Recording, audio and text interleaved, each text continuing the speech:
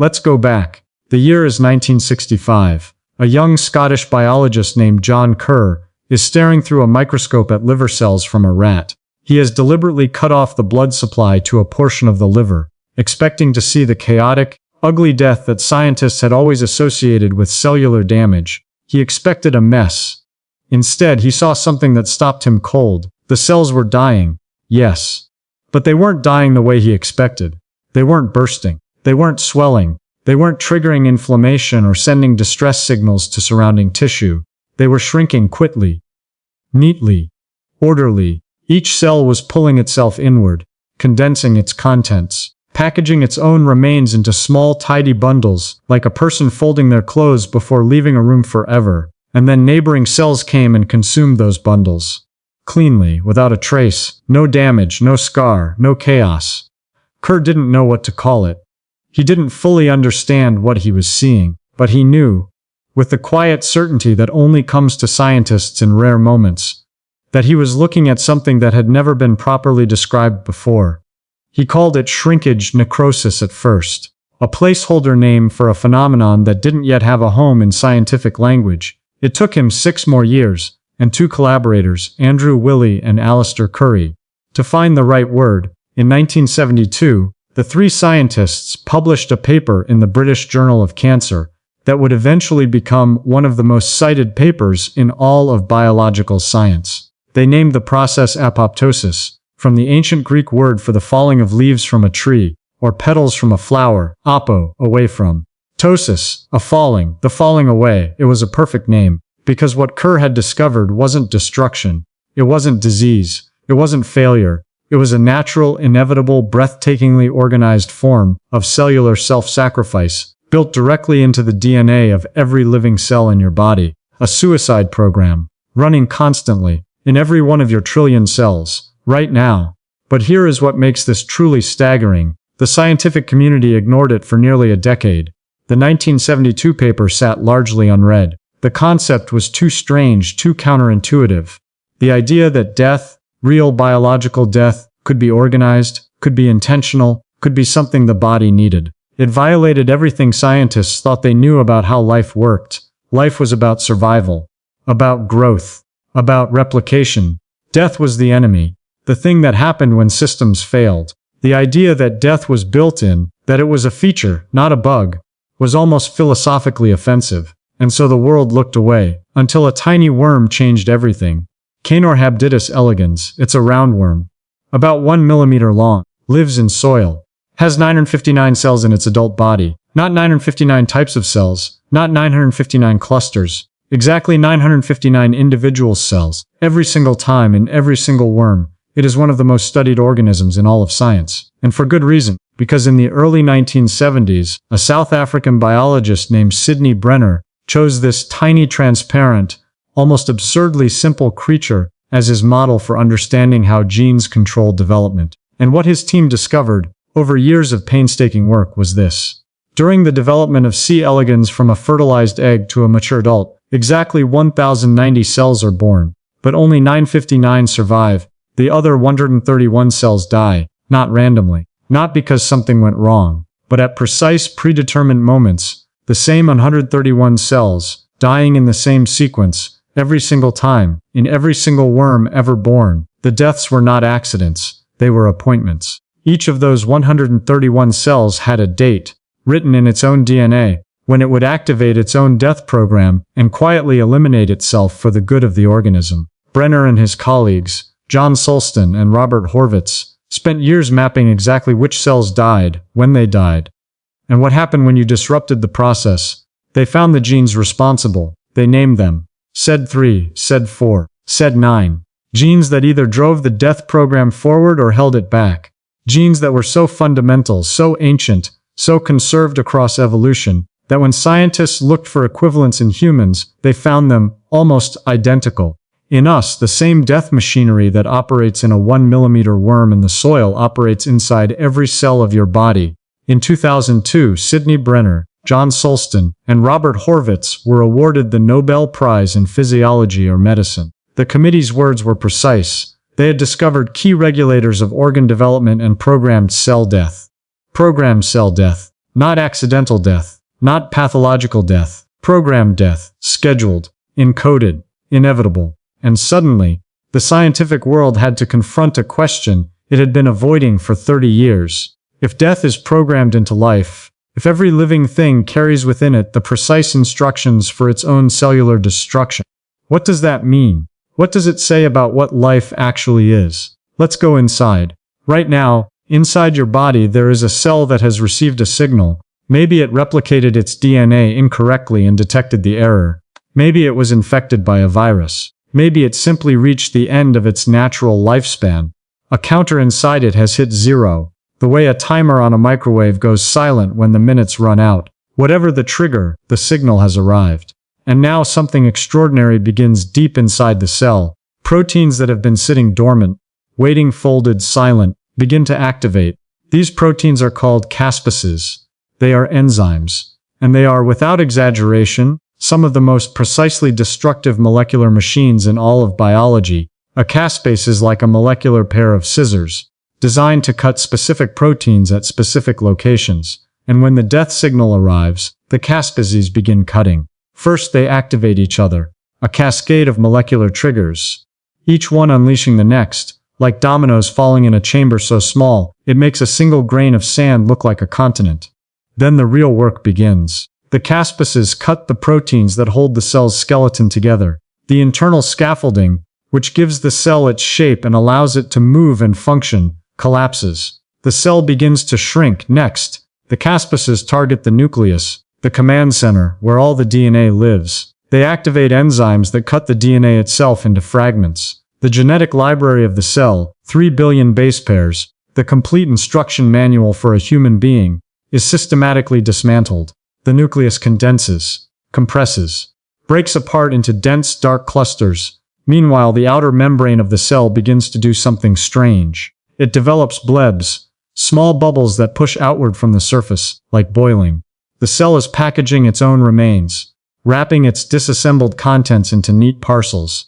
And here is perhaps the most remarkable detail of all. As the cell dies, it sends out chemical signals, small molecules that drift outward into the surrounding tissue like a final message.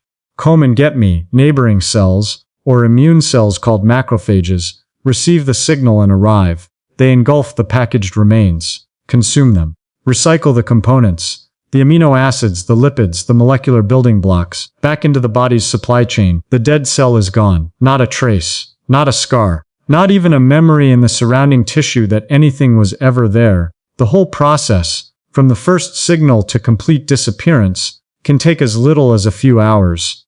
And it is happening in your body right now, approximately 50 to 70 billion times per day. 50 billion every day. To put that in perspective, there are roughly 400 billion stars in the Milky Way galaxy. Your body performs apoptosis at a rate equivalent to roughly 1/8 of all the stars in our galaxy, every single day, just to keep you alive. This is not marginal biology. This is not a side process. This is one of the most fundamental mechanisms of life on Earth. And when it goes wrong, everything goes wrong. There are two ways the apoptosis program can fail. It can become too active, or it can stop working entirely. Both are catastrophic. Both are happening in human beings right now. And understanding the difference between them is, in many ways, the story of modern medicine. Let's start with too much apoptosis. When cells receive death signals they shouldn't, when the program activates incorrectly, in cells that should be surviving, the result is the progressive destruction of tissue that was supposed to last. This is what happens in neurodegenerative diseases. In Alzheimer's disease, neurons in the brain, cells that took years to develop, cells that carry memories and personality, and the accumulated experience of a lifetime, begin receiving incorrect death signals. The apoptosis program activates in cells that should be alive. And because neurons are among the least replaceable cells in the human body, once they're gone, the memories don't return. The personality doesn't regenerate. The self that lived in those cells is simply absent. The same mechanism operates in Parkinson's disease, where the precise population of dopamine-producing neurons in a region called the substantia nigra undergoes accelerated apoptosis, stripping patients of motor control in a slow, irreversible process. In HIV infection, The virus hijacks the apoptosis machinery to destroy T cells, the immune system's frontline soldiers, faster than the body can replace them. The immune system doesn't collapse from the virus itself. It collapses because the virus weaponizes the body's own death program against its own defenses. This is death as a weapon turned inward. But now consider the opposite failure: cells that should die, that have been scheduled for apoptosis, that have damaged DNA, that have received the signal, that have begun the cascade. Somehow stop. The caspases don't fully activate. The death program stalls. The cell survives when it was supposed to be eliminated.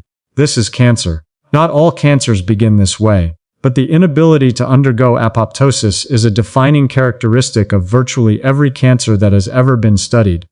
Cancer cells are, in a very real sense, cells that have learned to ignore their own death. They accumulate mutations that disable the apoptosis machinery. They silence the genes that would trigger the cascade. They find ways to keep the anti-apoptotic proteins, like the protein BCL2, which normally acts as a brake on the death program, permanently switched on. The result is a cell that will not die, that divides without limit, that ignores every signal, every instruction, every chemical message the body sends. A cell that has, in the most literal biological sense, gone rogue. And this is why so much of modern cancer research is focused not on killing cancer cells from the outside, but on finding ways to restart the apoptosis program from within, to re-engage the cell's own death machinery and let it do what it was always designed to do. The cure for cancer may not be a poison. It may be a reminder, a signal that reactivates what was always there, the ancient, elegant, pre-installed program that whispers to every cell, "Your time has come, let go, let's step back now," because the science is extraordinary. But what it means, what it says about the nature of life, about what you are, about the relationship between living and dying, that is something else entirely. Think about what we've established. You are not a static object. You are a process, a flowing, constantly renewing river of biological events. Cells born, cells dying, matter cycling in and out, the physical stuff of you, changing on a timescale of days, weeks, and years. The cells lining your small intestine replace themselves every 2 to 4 days. Every cell that will process your lunch today is, biologically, a different cell than the one that processed your lunch last week. Your skin replaces itself entirely roughly every 2 to 3 weeks. The skin you're in right now, the boundary between you and the world, is not the skin you were born into, or the skin you had as a child, or even the skin you had a month ago. Your red blood cells, the ones carrying oxygen to your brain as you think about this, live for about 120 days and are replaced constantly, at a rate of roughly 2 million new cells per second. Your liver, one of the most chemically complex organs in the known universe, replaces most of its cells over a period of roughly 150 to 500 days. Even your bones, which feel so permanent, so solid, so fixed, are in continuous remodeling. Old bone is broken down, new bone is built. Over the course of about 10 years, virtually every atom of mineral in your skeleton has been exchanged. You are, materially speaking, a completely different physical object than you were a decade ago. The ancient Greeks had a philosophical puzzle, the ship of Theseus. If you replace every plank of a ship, one by one, until no original material remains, is it still the same ship? Your body has been answering this question continuously, without asking your permission, since the day you were conceived. And here is what biology says, quietly and without sentimentality. The answer doesn't matter as much as the process, because it is precisely because your cells die that you survive. This is the counterintuitive heart of apoptosis. Death, at the cellular level, is not the enemy of life. It is life. It is the mechanism by which life maintains its integrity, its coherence, its capacity to function. Without apoptosis, the embryo cannot form. The fingers of the developing hand remain webbed. Apoptosis is what sculpts the spaces between them. The nervous system cannot wire itself correctly. Apoptosis eliminates the billions of neurons that form the wrong connections. The immune system cannot learn to distinguish self from non-self. Apoptosis destroys the T cells that would attack the body's own tissue. You were shaped by death before you were born. Every feature of your face, every fold of your brain, every connection between neurons that allows you to understand these words, all of it was sculpted, refined, and made precise by the selective elimination of cells that didn't fit the pattern. You are not alive despite the fact that your cells die. You are alive because of it. Richard Feynman, the physicist, the explainer, the man who believed that understanding something deeply was one of the greatest pleasures a human being could experience, once said something that has stayed with me. He said, "I would rather have questions that can't be answered than answers that can't be questioned." Apoptosis answers some of biology's deepest questions, but it opens others that are harder. And perhaps more important, if you have been renewed, cell by cell, so thoroughly that the physical material of you from 10 years ago is largely gone, what persists? What is the you that continues? Neuroscience offers a partial answer. The patterns persist. The connections between neurons, the specific idiosyncratic, unrepeatable wiring of your particular brain, encode memory, personality, and identity in a way that transcends the individual cells. The cells may be replaced, but the pattern they form, the information they encode, is maintained, copied, preserved, protected. Across the renewal, you are not your atoms, you are not your cells, you are the pattern those cells create. And there is something deeply moving about that, because it means that what makes you you is not material. It is not physical in the conventional sense. It is informational. It is relational. It is the shape of connections rather than the substance of matter. The Buddhists have spoken for 2,500 years about the illusion of the fixed self, about the idea that the I we cling to is a process, not a thing. Modern cell biology, arriving by a completely different route, through microscopes and Nobel Prizes and fluorescent protein markers, arrives at almost exactly the same place. The self is a river, not a rock. But there's something else, something more immediate. Every cell in your body that has ever undergone apoptosis, every one of those trillions of quiet deaths, was in some sense a sacrifice, not a random, pointless ending, a contribution. A cell that lived its span, performed its function, and then, when the time came, let go, cleanly, without resistance, without leaving wreckage for others to deal with. There is a kind of wisdom in that process that is hard to name but impossible to ignore. The cell doesn't cling to existence past its usefulness. It doesn't corrupt surrounding tissue by refusing to die. It doesn't become something dangerous, cancerous, out of a desperate survival instinct. It simply recognizes the signal, and it lets go. And in letting go, it makes possible every breath you take, every thought you think, every moment of every day of the life you call yours. You will go to sleep tonight, and while you sleep, billions of your cells will die, not in catastrophe, not in crisis, in quiet, organized, purposeful release. And while they die, new cells will form from the resources they left behind. New connections will be maintained. The pattern that is you will persist, a little renewed, a little different, carrying forward through time in a body that is less like a vessel and more like a flame.